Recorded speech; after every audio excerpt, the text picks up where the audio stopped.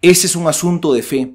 Por lo tanto, no se pregunta, solamente se cree. ¿Alguna vez alguien te ha dicho algo así?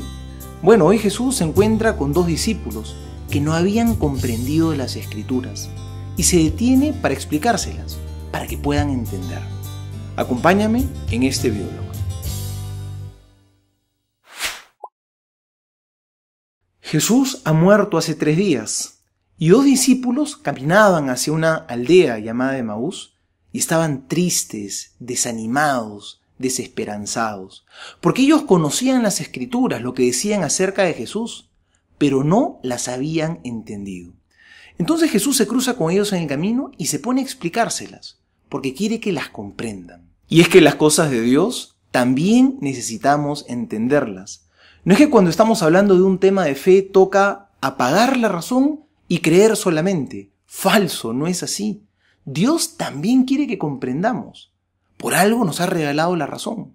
Obviamente no vamos a poder comprenderlo todo, porque nuestra razón es limitada, ese no es el objetivo.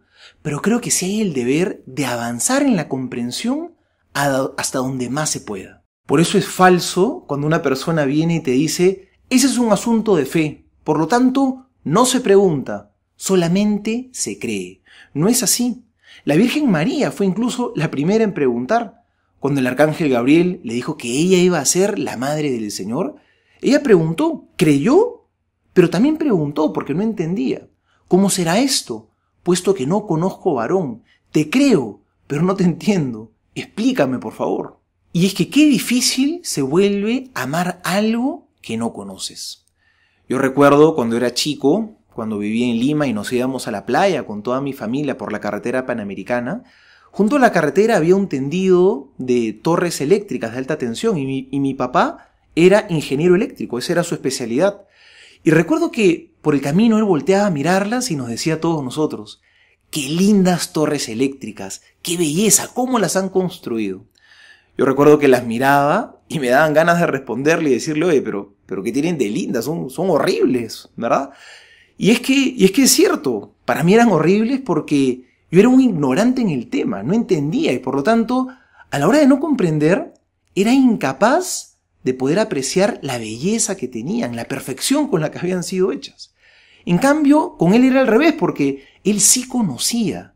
Y cuando conoces y cuando entiendes, eres capaz de ver la belleza que hay en las cosas, lo admirable y lo perfectas que son, y por tanto, te maravillas al poder contemplarlas. Y es que cuando podemos conocer un poco más, cuando comprendemos, cuando entendemos las cosas de la fe, siempre con humildad, porque es imposible poder entenderlo todo, porque sabemos que nuestra razón es limitada.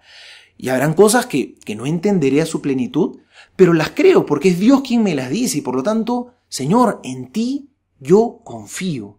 Pero creo que tenemos el deber de poder entender hasta donde nuestra razón nos lo permita.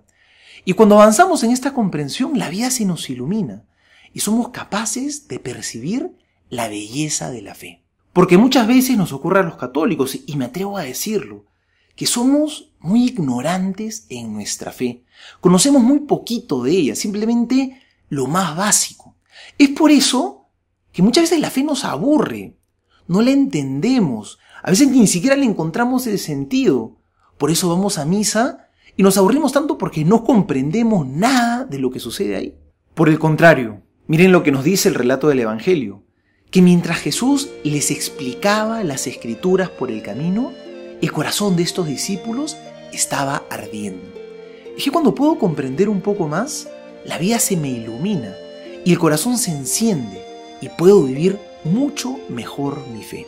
Finalmente nos dice el pasaje del Evangelio que Jesús, después de explicarle las Escrituras, se sentó con ellos en la mesa y partió el pan, y ahí lo reconocieron. Queridos amigos, esto es lo que ocurre en la misa. Primero Jesús nos explica las Escrituras, podemos oír su palabra, y luego nos sentamos en la mesa con Él para poder compartir su cuerpo y su sangre. Aprovechemos cada Eucaristía, es el momento privilegiado en el cual nos encontramos con Jesús, en el cual se fortalece la fe para que podamos regresar renovados, con el deseo de contarle a todo el mundo, así como hicieron estos discípulos, la maravilla de habernos encontrado con Jesús. Soy el Padre Juan José Paniagua y que Dios te bendiga.